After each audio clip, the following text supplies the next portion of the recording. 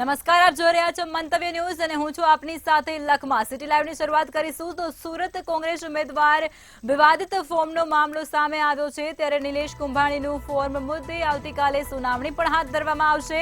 ઉમેદવારનું form રદ થવાની જાહેરાત આજે કરવામાં નહીં આવે, ત્યારે નિલેશ કુંભાણી મુદ્દે આવતીકાલે 11 કલાકે ચુકાદો આપવામાં આવશે।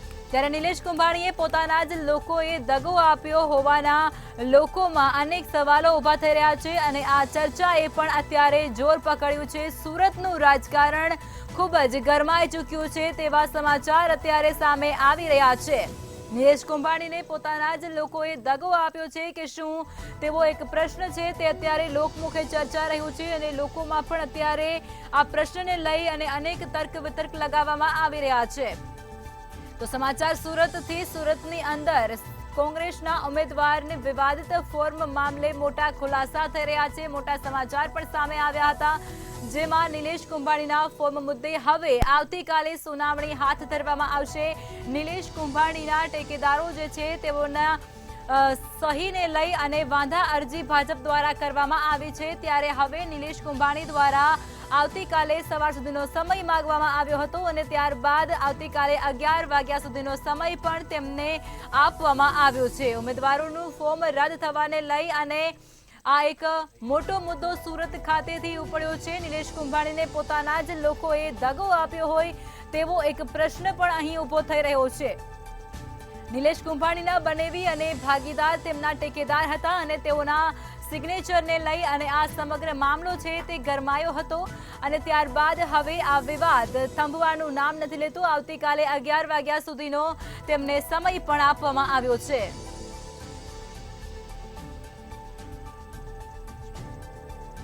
તો આજ મુદ્દે વધુ વિગતો સાથે અમારા સંવાદદાતા દિવ્યેશ પરમાર લાઈવમાં જોડાઈ ચૂક્યા છે। દિવ્યેશ, ખૂબ જ ચર્ચામાં રહ્યો છે આજના સમાચારોમાં આ મુદ્દો, નિલેશ કુંભાણી છે તેમનું ફોર્મ રદ થવાને આરે છે, શું છે માહિતી? जी बिल्कुल थी। सूरत शहर में कही शकाय कि राजकारण जे छे तेमां गरमावो आव्यो छे, कारण के जे इंडिया गठबंधनना जे कोंग्रेसना उम्मीदवार निलेश कुंभाणी हता तेमना डमी उम्मीदवार जे हता तेमनुं फॉर्म रद थवानी शक्यताओ सेववामां आवी रही छे, कारण के आ बंनेना जे टेकेदारो हता ते टेकेदारोए चूंटणी पंच सामे एफिडेविट रजू कर्या छे ने आ एफिडेविटमां तेमणे एवुं जणाव्युं छे के आ चारे चार जे साइन करेला जे टेकेदारोना जे नाम छे ते अमारा नथी, એટલે આને જ લઈને જે મુકેશ દલાલ જે ભાજપના ઉમેદવાર છે તેમના એજન્ટ જે છે તેમના દ્વારા ક્યાંક ને ક્યાંક વાંધો ઉઠાવવામાં આવ્યો હતો અને ચૂંટણી પંચ સમક્ષ આ વાંધાને લઈને તપાસ કરવામાં આવી હતી, જેમાં નિલેશ કુંભાણી અને ડમી ઉમેદવાર કોંગ્રેસના એવા સુરેશ પડસાળા જે છે તે બંનેના ટેકેદારો જે છે તે ફરી ગયા હતા। महत्वનું કહી શકાય કે જે પ્રકારે આ સમગ્ર ઘટના બની તે છેલ્લા દિવસે બની હતી, ફોર્મ ચકાસવાનો આજે આખરી દિવસ હતો ત્યારે બની હતી, ત્યારે આ સમગ્ર મામલે વાતાવરણ જે છે, માહોલ છે તે ગરમાયો છે। આને જ લઈને નિલેશ કુંભાણી જે છે તેમને 4 વાગ્યા સુધીનો સમય આપવામાં આવ્યો હતો। ત્યારબાદ નિલેશ તે ફરીથી ચૂંટણી પંચ સમક્ષ હાજર થયા હતા, ત્યારે તેમને ગઈકાલે 9 વાગ્યે હાજર રહેવા માટે ફરમાન કરવામાં આવ્યું છે અને 9 વાગ્યેથી લઈને 11 વાગ્યા સુધીમાં તમામ બાબત પર સુનાવણી થશે અને તપાસના બાદ જે પણ કાર્યવાહી છે તે કરવામાં આવશે। અત્યારે જે પ્રકારે લાગી રહ્યું હતું કે નિલેશ કુંભાણી તેમજ ડમી ઉમેદવાર જે સુરેશ પડસાળા છે તે બંનેના ઉમેદવારી જે ફોર્મ છે તે રદ થાય તેવી શક્યતાઓ સેવવામાં આવી રહી હતી, પરંતુ હાલ જે કહી શકાય કે બંનેના પેન્ડિંગ જ છે અને મહત્વનું કહી શકાય કે જે પ્રકારે નિલેશ કુંભાણીએ જે જણાવ્યું છે કે અમે અત્યારે ચૂંટણી જીતીને જ રહેશું અને અમારા જે ટેકેદારો છે તેમનું અપહરણ કરી લેવામાં આવ્યું છે। આ ટેકેદારોને અમે શોધશું અને શોધી કાઢ્યા આ સમગ્ર મામલે જે છે તે અમે આ ચૂંટણી જે છે તે જીતીને રહેશું, કારણ કે અત્યારે જે વાત કરવામાં આવે તો આ જે ચારે ચાર જે ટેકેદારો છે તે ટેકેદારો તેમની સાથે અહીંયાથી ગયા તો હતા, પરંતુ અત્યારે તેમની સાથે નથી, એટલે તેમનું કહેવું એમ છે કે તેઓ ચારેયનું અપહરણ કરી લેવામાં આવ્યું છે। સાથે સાથે જે નવસારી લોકસભાના ઉમેદવાર કોંગ્રેસના નિશદ દેસાઈએ નિવેદન આપ્યું હતું કે આ એક ષડયંત્ર છે ને આ ષડયંત્રની અંદર ક્યાંક ને ક્યાંક આ ચારેય વ્યક્તિઓ છે તે ભરમાયા છે ને તેને કારણે નિલેશ કુંભાણી જે છે તેમના જે ટેકેદારો છે તે ફરી ગયા છે। એટલે સમગ્ર મામલે કહી શકાય કે રાજકારણમાં ગરમાવો આવ્યો છે। જે પ્રકારે ગુજરાતમાં વિવિધ જગ્યાએથી કોંગ્રેસના ફોર્મોમાં જે વાંધો આવ્યો છે તેને લઈને પણ નિવેદન આપવામાં આવ્યું હતું, અલગ અલગ જગ્યા પર નિવેદનબાજી ચાલી રહી છે, ત્યારે કહી શકાય કે જે પ્રકારે 9 વાગ્યા સુધીનો જે સમય આપવામાં આવ્યો છે ને 9 વાગ્યા ફરમાન કરવામાં આવ્યું છે અને 11 વાગ્યા સુધી આ સમગ્ર મામલે વાતચીત ચાલશે. ત્યારબાદ જે આખી સુનાવણી છે તે કરવામાં આવશે. ફોર્મ રદ થશે કે કેમ, કારણ કે અત્યારે જે પ્રકારે લીગલ એડવોકેટ જે છે તેમના લીગલ વકીલ જે છે તેમણે અત્યારે જણાવ્યું છે કે આ સમગ્ર મામલે જે પ્રકારે આવતીકાલનો જે મહત્વનો નિર્ણય છે તે આવશે. કારણ કે અત્યારે જે પ્રકારે આ ઉમેદવારોએ જે એફિડેવિટ રજૂ કર્યા છે ને તેમાંય ખાસ કરીને તેમના જે ટેકેદારો છે તેમણે જે એફિડેવિટ રજૂ કર્યા હતા ત્યારે ચારેયના સરખા છે. એટલે કહી શકાય કે કોઈ પણ વ્યક્તિએ ષડયંત્ર કરીને ચારેયના એફિડેવિટ જે છે તે એક સરખા બનાવ્યા છે. એટલે એક જ સરખું લખાણ છે ને તેને જ લઈને શંકા ઉપજી આવે એમ છે. ત્યારે સમગ્ર મામલે જોવાનું રહેશે કે કાલે 11 વાગે જે પ્રકારે નિર્ણય આવશે તે નિર્ણય કઈ રીતનો રહેશે. કારણ કે જે પ્રકારે જે સુરતની અંદર જે ઇન્ડિયા ગઠબંધન છે કોંગ્રેસના જે ડમી ઉમેદવાર તેમજ જે મુખ્ય ઉમેદવાર કહી શકાય નિલેશ કુંભાણી અને ડમી ઉમેદવાર સુરેશ પડસાળા જે છે તે ઊભા હતા, પરંતુ બંનેના ફોર્મ પેન્ડિંગ છે.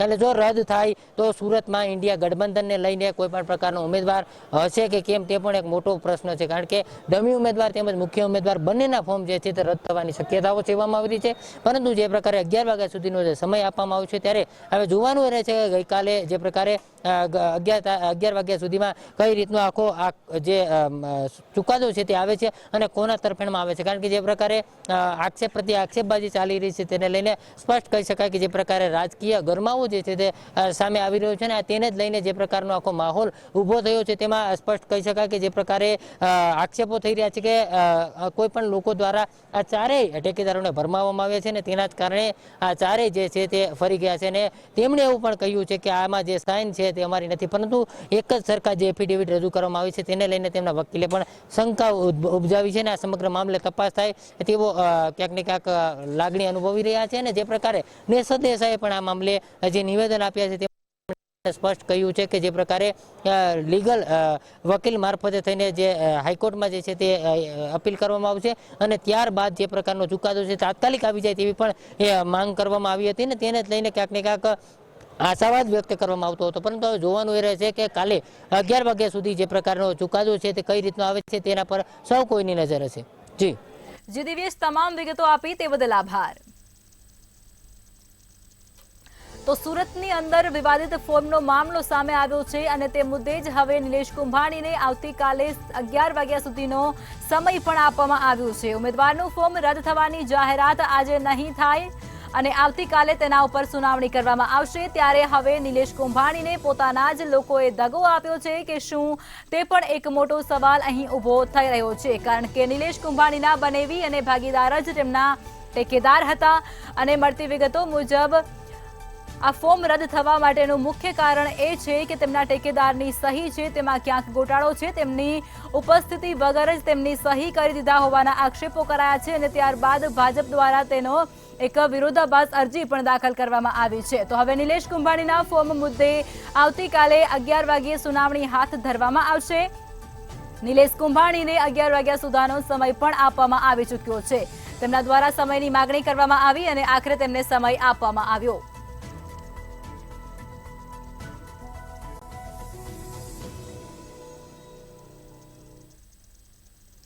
ફાઉન્ડેશન અને ઇન્ટરમીડિયેટની પરીક્ષા જે વર્ષમાં 2 વાર મે અને નવેમ્બર મહિનામાં લેવામાં આવતી હોય છે તે હવે વર્ષ દરમિયાન 3 વખત લેવામાં આવશે. ઇન્સ્ટિટ્યૂટ ઓફ ચાર્ટર્ડ એકાઉન્ટન્ટ્સના ઓફ ઇન્ડિયાના ચેરમેન અનિકેત તલાટીએ જીસીસીઆઈના સંવાદ કાર્યક્રમમાં આ પ્રકારની માહિતી આપી છે. આ કાર્યક્રમ જેમાં કેન્દ્રીય નાણામંત્રી નિર્મલા સીતારમણ પણ ખાસ ઉપસ્થિત રહ્યા હતા.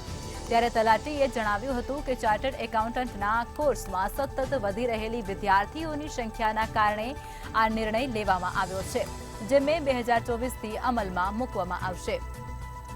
અમદાવાદ આજે સમગ્ર ભારતમાં આઈસીએઆઈની બીજી સૌથી મોટી બ્રાન્ચ બની ચૂક્યું છે. 15,000થી વધુ સીએ અમદાવાદમાં છે. સીએ માટે નવા કોર્સની મંજૂરી આપવા માટે તલાટીએ નિર્મલા સીતારમણનો આભાર પણ વ્યક્ત કર્યો હતો. સીતારમણે ગુજરાત ખાતેથી લોકોને જણાવ્યું હતું કે તમે સ્ટોક ઓપરેટર્સ, ટ્રેડર્સ અને સીએ તરીકે ઓળખાતા હતા, પણ હવે ગુજરાત કોમ્યુનિટીએ મેન્યુફેક્ચરર તરીકે તમારી ઓળખને ઊભી કરી લીધી છે. સીએના વિદ્યાર્થીઓ માટે હવે સારા સમાચાર આવી ચૂક્યા છે. વર્ષમાં 2 વખતની બદલે હવે 3 વખત પરીક્ષાનું આયોજન તેમના દ્વારા કરવામાં આવશે. આઈસીએઆઈ વર્ષમાં 3 વખત આ પરીક્ષાઓનું આયોજન કરશે તેમનું તેમના દ્વારા સત્તાવાર રીતે જાહેરાત કરવામાં આવ્યું છે. હવેથી સીએની પરીક્ષા વર્ષમાં 2 નહીં પરંતુ 3 વખત લેવામાં આવશે. ત્યારે સીએના વિદ્યાર્થીઓ માટે આ ખૂબ જ સારા સમાચાર કહી શકાય છે. વિદ્યાર્થીઓની વધતી જતી સંખ્યાને ધ્યાનમાં રાખી અને આ મહત્વપૂર્ણ નિર્ણય તેમના દ્વારા કરવામાં આવ્યો છે. સીએ બનવાનું સપનું જોનારા માટે ગુડ ન્યૂઝ અને સારા સમાચાર સામે આવી ચૂક્યા છે. વિદ્યાર્થીઓ માટે ખૂબ જ સારા સમાચાર છે. સીએની એક્ઝામ જે વર્ષમાં 2 વાર યોજાતી હતી તે હવે વર્ષમાં 3 વાર યોજાશે. આ અંગે આઈસીએઆઈના ચેરમેન અનિકેત તલાટીએ જે છે સંવાદ કાર્યક્રમમાં જાહેરાત કરી હતી. આ સંવાદ કાર્યક્રમમાં જે છે ભારતના નાણામંત્રી નિર્મલા સીતારમણ પર ઉપસ્થિત હતા. ત્યારે તેમણે જાહેરાત કરતા જણાવ્યું હતું કે જે સીએની ફાઉન્ડેશન અને ઇન્ટરમીડિયેટની જે પરીક્ષા છે જે વર્ષમાં 2 વાર મે મહિનામાં અને નવેમ્બર મહિનામાં યોજાતી હતી તેને આ વર્ષમાં જે છે 3જી વાર યોજવાની પણ તેમણે જે છે જાહેરાત કરી હતી. આ સાથે જ તેમણે જણાવ્યું હતું કે વિદ્યાર્થીઓની વસ્તીની સંખ્યાને લઈને આ નિર્ણય લેવામાં આવ્યો છે. આ સાથે જ જે નવો કોર્સ ઉમેરવામાં આવ્યો છે તેને લઈને તેમણે નિર્મલા સીતારમણનો આભાર પણ માન્યો હતો. આ અંગે નચકેતે જણાવ્યું હતું કે દેશમાં સૌથી મોટી જે બીજા નંબરની સંસ્થા છે તે અમદાવાદમાં આવેલી છે અને અમદાવાદમાં 15,000 કરતાં પણ વધુ સીઓ આવેલા છે. આ અંગે નિર્મલા સીતારમણ જે છે પરિસંવાદમાં જે વાત કરતાં જણાવ્યું હતું કે ગુજરાતનું જે છે દેશના ગ્રોથ એન્જિનમાં સૌથી મહત્વનું મેન્યુફેક્ચર હબ તરીકે ઉપસી રહ્યું છે. તેમજ 2047માં જે વિકસિત ભારતની જે પરિકલ્પના છે તે ગુજરાતમાંથી સાકાર થશે તેમ નિર્મલા સીતારમણે જણાવ્યું હતું. આ સાથે જ તેમણે જણાવ્યું હતું કે એમએસએમઈ, ટેક્સટાઇલ અને કેમિકલ જેવા ઉદ્યોગો છે તેના થકી જે છે દેશની આર્થિક જે વ્યવસ્થા છે તેને મજબૂત કરી શકાશે. તેમજ તેમણે નરેન્દ્ર મોદીની સરકાર વિશે જણાવ્યું હતું કે 2014 પહેલાં જે સ્થિતિ હતી અલગ હતી અને હાલની જે પરિસ્થિતિ છે તે અલગ છે. તેમજ તેમણે જે ટ્વિન્સ બેલેન્સ શીટની જે વાત હતી તેનો પણ તેમણે વખાણ કર્યા હતા અને તેમણે જણાવ્યું હતું કે આરબીઆઈ જે ટ્વિન્સ બેલેન્સ શીટ છે તેને આવકારી હતી. સીએ બનવાનું સપનું જોતા વિદ્યાર્થીઓ માટે સારા સમાચાર સામે આવી ચૂક્યા છે. 2 વખત લેવાતી પરીક્ષા હવે વર્ષમાં 3 વખત લેવાશે. હવેથી સીએની પરીક્ષા વર્ષમાં 2ની જગ્યાએ 3 વખત લેવામાં આવશે તેવી જાહેરાત અત્યારે થઈ ચૂકી છે. એટલે સીએના વિદ્યાર્થીઓ માટે આ ખૂબ જ સારા અને મોટા સમાચાર સામે આવી રહ્યા છે. વિદ્યાર્થીઓની વધતી સંખ્યાને ધ્યાનમાં રાખી અને આ મહત્વનો નિર્ણય જાહેર કરવામાં આવ્યો છે. જો તમે પણ સીએ બનવા માંગતા હો તો તમારા માટે પણ આ ગુડ ન્યૂઝ અને ખૂબ જ સારા સમાચાર સામે આવી રહ્યા છે. આઈસીએઆઈ વર્ષમાં 3 વખત આ પરીક્ષાનું આયોજન કરશે તેવું તેમના દ્વારા સ્પષ્ટપણે જાહેરાત કરવામાં આવી ચૂકી છે. હવેથી સીએની પરીક્ષા વર્ષમાં 2 વખત નહીં પરંતુ 3 વખત યોજાશે.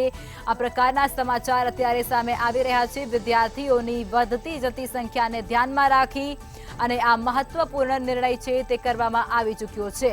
હવેથી સીએની પરીક્ષા વર્ષમાં 2ની જગ્યાએ 3 વખત લેવામાં આવશે.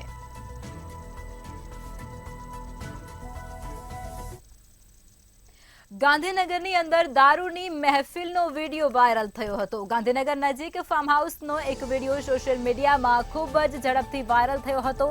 ગાંધીનગર એલસીબીના હેડ કોન્સ્ટેબલ પણ આ મહેફિલમાં સામેલ હોવાનું સામે આવ્યું હતું. 14 લોકો દારૂની મહેફિલ માણતા હોવાનો વિડીયો વાયરલ થયો હતો પરંતુ 1 મહિના અગાઉનો વાયરલ વિડીયો હોવાની આશંકા પણ અહીં વ્યક્ત કરવામાં આવી રહી છે.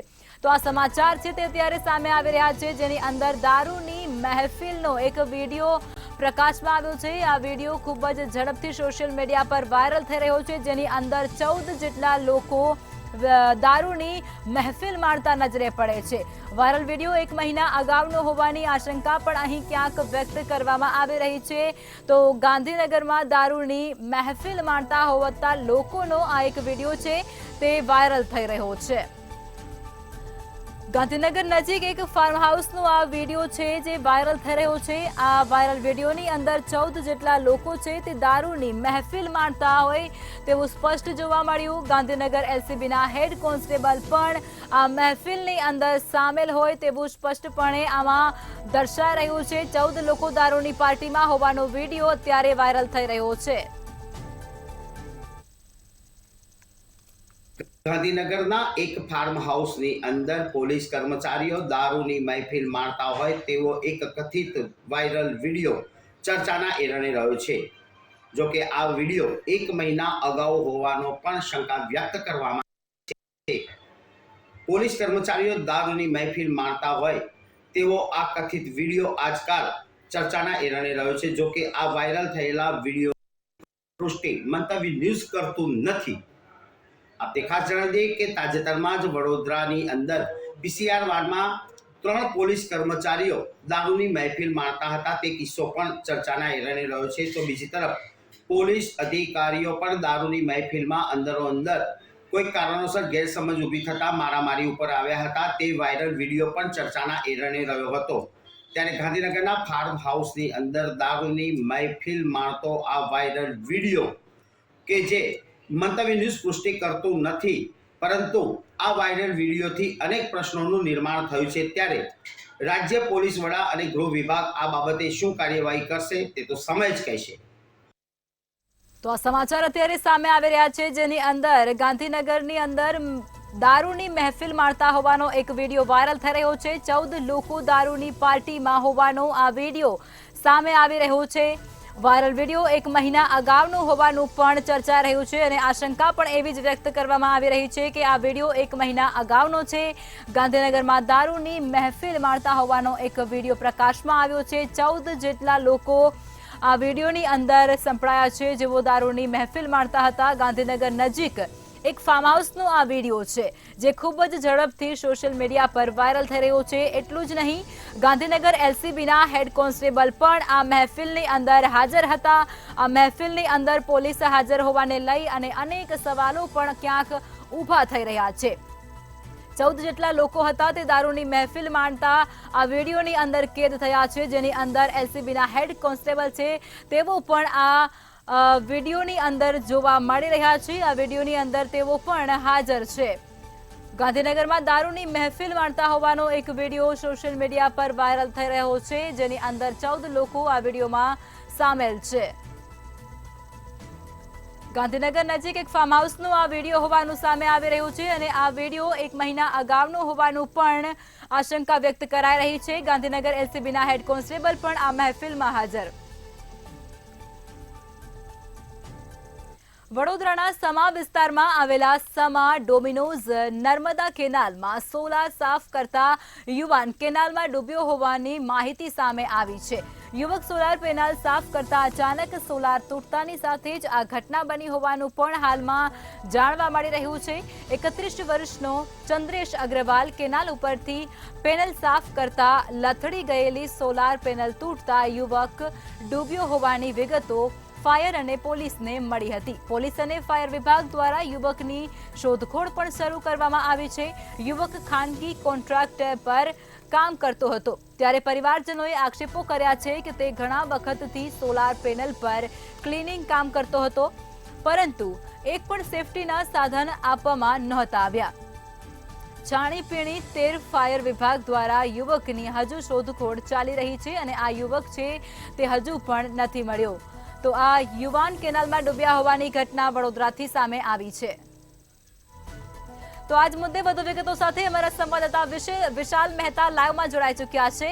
વિશાલ, યુવક છે તે સોલારની સાફ કરવા માટે ગયો હોય છે પેનલ, અને ત્યારબાદ તે કેનાલની અંદર પડી જાય છે અને હજુ સુધી તેનો કોઈ પત્તો નથી, મૃતદેહ પણ મળ્યો નથી. શું કહેશો? ચોક્કસથી જે રીતે વડોદરાની અંદર સોલાર પેનલ છે તેને સાફ કરવા માટે જ્યારે આ કારીગર છે તે ત્યાં ચડ્યો હતો અને તે દરમિયાનમાં ત્યારે જે કેનાલમાં પડી ગયો અને હજી સુધી તેનો પતો નથી લાગ્યો, તે ખૂબ જ શર્મસાર બાબત કહેવાય. કારણ કે જે રીતે તંત્ર દ્વારા જ્યારે પણ કોઈ કર્મચારીને આવી રીતે કોઈ ઊંડા પાણીમાં, ગટરમાં કે કોઈ પણ પેનલ પર જ્યારે ઉતારવામાં આવે છે ત્યારે તેના જે નિયમો હોય છે તે નિયમોનું ચોક્કસપણે પાલન કરવું જરૂરી બને છે. અને સાથે જ જે રીતે કોઈ પેનલ કે કોઈ પણ એવી વસ્તુ હોય કે જ્યાંથી પડી જવાની અથવા તો પટકાવવાનો ભય હોય ત્યારે ચોક્કસથી તેને તે તમામ પ્રિકોશનો રાખી અને તમામ સુરક્ષાના સાધનો સાથે તેને ઉતારવાનો અથવા તો ચડાવવો પડે છે. તેમ છતાં જ્યારે આ કર્મચારીને ઉપર ચડાવવામાં આવ્યો સોલાર પેનલને સાફ કરવા માટે અને ત્યારબાદ તે નીચે પટકાયો અને પાણીની અંદર તે ગરકાવ થઈ ગયો છે, હજી સુધી તે મળ્યો નથી, ત્યારે પરિવારજનો દ્વારા એ જ આક્ષેપો થઈ રહ્યા છે કે આખરે સુરક્ષાના સાધનો શું કામ નહોતા આપવામાં આવ્યા, કેવી રીતે એક કર્મચારી પેનલ સાફ કરતાં કરતાં કેનાલમાં પડ્યો અને હજી સુધી તેનો પત્તો નથી લાગ્યો. આ તમામ બાબતોને લઈને ક્યાંક ને ક્યાંક વિવાદ શરૂ થયો છે. ત્યારે ક્યાંક ને ક્યાંક તંત્રની ઘોર બેદરકારી સામે આવી રહી છે. કારણ કે કોઈ પણ કર્મચારીના જીવના જોખમે તેની સાથે કામ કરાવવું તે ખૂબ જ નિંદનીય બાબત છે અને ખૂબ જ ગંભીર આરોપો તેની સામે અત્યારે હાલમાં પરિવારના લાગી રહ્યા છે. જે રીતે હજી સુધી તપાસ ચાલી રહી છે અને કર્મચારી હજી સુધી મળી નથી આવ્યો તેને લઈને ક્યાંક ને ક્યાંક પરિવારજનો આક્ષેપ કરી રહ્યા છે અને તંત્ર સામે અનેક સવાલો ઊભા થયા છે. ત્યારે હવે જોવાનું રહે છે કે જે કર્મચારી કે જે સોલાર પેનલને સાફ કરવા માટે ઉપર ચડ્યો હતો અને તે કેનાલમાં પટકાયો અને ત્યારબાદ તે હજી સુધી મળી નથી આવ્યો. કેનાલમાં તેને શોધવામાં આવી રહ્યો છે પરંતુ તેના બોડી પણ હજી સુધી મળી નથી. ત્યારે સવાલ એ થઈ રહ્યો છે કે હવે આગળ શું થશે. જો કર્મચારીની ડેડ બોડી મળશે તો પરિવાર દ્વારા શું આક્ષેપો લગાવવામાં આવશે, કઈ કાયદાકીય કાર્યવાહી કરવામાં આવશે કે કેમ, અને સાથે જ બીજી તરફ તેને સુરક્ષાના કોઈપણ પ્રકારના સાધનો આપવામાં આવ્યા નથી. એટલે ક્યાંક ને ક્યાંક તંત્રની ઘોર બેદરકારી પણ સામે આવી રહી છે અને તેની સામે પણ કદાચ કાનૂની કાર્યવાહી થાય તેવી શક્યતાઓ હાલ જોવા મળી રહી છે. જી વિશાલ, તમામ વિગતો આપી તે બદલ આભાર. તો આ સમાચાર અત્યારે વડોદરાથી પ્રાપ્ત થઈ રહ્યા છે. યુવાન કેનાલમાં ડૂબ્યો છે અને ત્યારબાદ આ યુવકનો કોઈ પણ પ્રકારનો પત્તો હજુ સુધી લાગ્યો નથી. ફાયર વિભાગ દ્વારા તેની શોધખોળ હાથ ધરવામાં આવી રહી છે. પોલીસ દ્વારા પણ ઘટના સ્થળે પહોંચી આગળની તપાસ અને તજવીજ હાથ ધરવામાં આવી છે. અને આ સમગ્ર મુદ્દાની વચ્ચે પરિવારજનો દ્વારા પણ આક્ષેપો કરવામાં આવી રહ્યા છે કે યુવાન જ્યારે આ કામ કરતો હતો ત્યારે તેને કોઈ પણ પ્રકારની સેફટી માટે કોઈ પણ પ્રકારના સાધનો આપવામાં નહોતા આવ્યા અને તેને લઈ અને આ યુવાન છે તેનું મોત નીપજ્યું.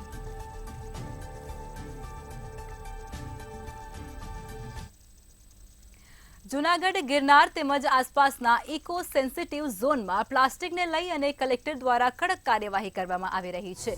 ત્યારે હજુ પણ વધુ ને વધુ લોકોમાં જાગૃતતા આવે અને પ્લાસ્ટિકનો ઉપયોગ ન થાય તે માટે જૂનાગઢ પ્રાંત કચેરી ખાતે પ્લાસ્ટિક સપ્લાયરોની સાથે પ્રાંત અધિકારીએ એક બેઠક યોજી હતી. થોડા મહિનાઓ પહેલા અમદાવાદ હાઈકોર્ટમાં પ્લાસ્ટિક મુદ્દે જાગૃત નાગરિક દ્વારા PIL દાખલ કરવામાં આવી હતી, જેને લઈ અને હાઈકોર્ટ દ્વારા એક સમિતિની રચના કરવામાં આવી હતી.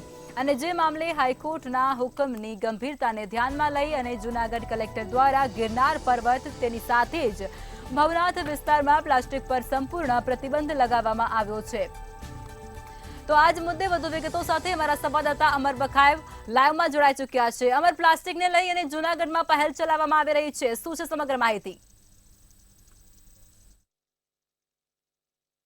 જી ચોક્કસ કે જે રીતે ગિરનારમાં જે પ્લાસ્ટિક પ્રતિબંધ ફરમાવવામાં આવ્યું છે ને, જ્યાં પ્લાસ્ટિક ની જે પ્રતિબંધની અમલવારી છે તે તંત્ર દ્વારા કરવામાં આવી છે, જ્યારે જિલ્લા કલેક્ટરની અધ્યક્ષતામાં ને જે દેખરેખ હેઠળ જે પ્રાંત અધિકારી છે તેમની અધ્યક્ષતામાં એક બેઠકનું આયોજન કરવામાં આવ્યું હતું, જેમાં જે પ્લાસ્ટિકની ચીજ વસ્તુઓના સપ્લાયર્સ અને મેન્યુફેક્ચરર્સ છે તેમની સાથે બેઠકનું આયોજન કરવામાં આવ્યું હતું ને તેમની જે અધિકારીઓ છે તેમના દ્વારા અપીલ કરવામાં આવી હતી કે ભવનાથ અને ગિરનાર અને દાતાર વિસ્તારમાં પ્લાસ્ટિકની ચીજ વસ્તુઓનું ઉત્પાદન કરનાર જે કંપનીઓ છે તે વેચાણ ન કરે જેવી બેઠકમાં છે તે સૂચનાઓ આપવામાં આવી હતી. ગિરનાર આસપાસના 24 થી વધુ જે ગામડાઓ ઇકો સેન્સિટિવ ઝોનમાં આવે છે, આ ગામડાઓમાં હજુ પણ ઘણી જગ્યાએ પ્લાસ્ટિકની ચીજ વસ્તુઓનું વેચાણ થઈ રહ્યું છે, જેને લઈને કલેક્ટર દ્વારા સંપૂર્ણ પ્લાસ્ટિક પર પ્રતિબંધ થાય તેવા હેતુથી પ્રાંત અધિકારીની અધ્યક્ષતામાં પ્લાસ્ટિકના જે સપ્લાયર્સો છે તેની સાથે બેઠકનું આયોજન કરવામાં આવ્યું હતું. ગિરનાર ઇકો સેન્સિટિવ ઝોન વિસ્તારમાં પ્રતિબંધિત પ્લાસ્ટિકના ઉપયોગને ડામી દેવા માટે તંત્ર દ્વારા કવાયત છે તે પૂરજોશમાં કરવામાં આવી રહી છે. સાથે જિલ્લા કલેક્ટર અનિલ કુમાર રાણાવસિયાની સૂચનાથી જે આ પેદાશોના મેન્યુફેક્ચર્સ છે, જે કંપનીઓ છે તેમના મેન્યુફેક્ચર્સ અને જે સંચાલકો છે તેમની સાથે બેઠકનું આયોજન કરવામાં આવ્યું હતું. ખાસ કરીને સપ્લાયર્સો જે પ્લાસ્ટિકની ચીજ વસ્તુઓનું વેચાણ જે સપ્લાય કરતા હોય છે, હોલસેલ વેપારીઓ, તેમની સાથે પણ બેઠકનું આયોજન કરવામાં આવ્યું હતું, જેમાં જે રીતે વન વિભાગના અધિકારીઓ, મામલતદાર સહિતના જે અધિકારીઓ છે તે ઉપસ્થિત રહ્યા હતા અને જે સપ્લાયર્સો છે અને જે દુકાનદારો છે, જે પ્લાસ્ટિકના મેન્યુફેક્ચરર્સો છે તેમને અપીલ કરી હતી કે જે ભવનાથ અને જે ઇકો સેન્સિટિવ ઝોનમાં જે ગામડાઓ આવે છે ત્યાં પ્લાસ્ટિકની ચીજ વસ્તુનું વેચાણ ન કરે, જેને લઈને આ જે સપ્લાયર્સ અને જે મેન્યુફેક્ચરર્સ છે તેમના દ્વારા સહમતિ છે તે દર્શાવવામાં આવી હતી અને ગિરનાર જંગલને પ્લાસ્ટિક મુક્ત રાખવા તંત્ર છે તે પૂરજોશમાં કામગીરી છે તે કરી રહ્યું છે. જી અમાર તમામ વિગતો આપી તે બદલ આભાર. તો જૂનાગઢથી આ સમાચાર. પ્લાસ્ટિક પર સંપૂર્ણ પ્રતિબંધ લગાવવાની પહેલ કરવામાં આવી છે. અમુક ગામડાઓમાં હજી પણ પ્લાસ્ટિકનું વેચાણ યથાવત છે તેવી માહિતી પણ મળી રહી છે. તો આ સાથે સિટી લાઈવમાં અત્યારે બસ આટલું જ. નમસ્કાર.